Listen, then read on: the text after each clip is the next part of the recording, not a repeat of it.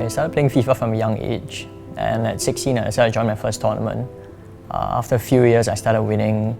The World Cyber Games was a series that I was a big part of. Ever since I started playing in 2006, I've represented Singapore in 3 World Championships in 2009, 2010 and 2012. That was the series that really got me hooked on pro gaming because the fans would just come out in force at the world events. I think in China there were like 9,000 odd cramped into a small theatre to watch us. So it really made you feel like a superstar and just made me want to stay on in pro gaming for a long time. Hi, I'm Wenchen, I'm 25, I'm a corporate banker at BNP and I'm a pro gamer at Impunity. So in 2010, after I placed second at the WCG Asian Games, Flash Esports approached me to join them as a professional player, as their first ever signing. I jumped at the chance to do that because I had always wanted to go pro and play for a proper team. Flash was just starting out, so a lot of things weren't done as they usually should be, but it was just about growing with the organisation.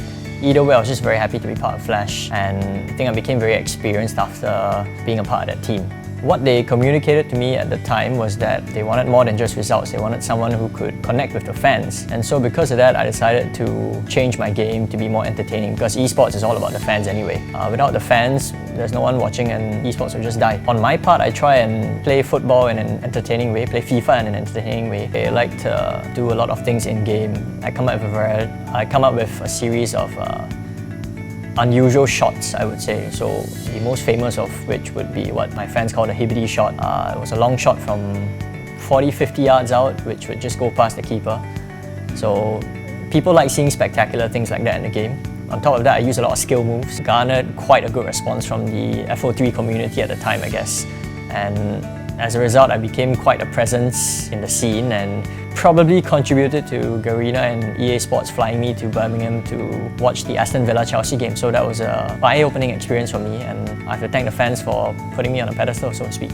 Being a sponsored player obviously comes with its benefits. For amateur players, they have to spend a lot of money on their controllers, their equipment, keyboards, mice. When your computer dies, you have to use your own money and buy your own stuff. But as a sponsored player, gaming companies that represent you, they shower you with product. Being a sponsored player obviously comes with its benefit. The main thing obviously is having covered flights and accommodation to all these tournaments around the world, because in Singapore, despite the fact that there are tournaments every now and then, the big ones, those with more prestige and prize money, they're all in the European countries and in North Asia, I guess. So having a sponsor to help you cover flights, accommodation and expenses in general, it's really a great help, especially since most players are young and they're still schooling and they don't have earning potential.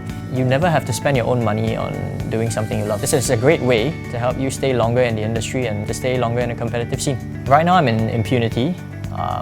I'm working with Czech, who was part of the Flash management team as well. So there's a bit of continuity there, but this team is more pro-ready because it's been around for a longer period of time than Flash was when it just started. So I guess things are a bit different now and hopefully it gets better going forward.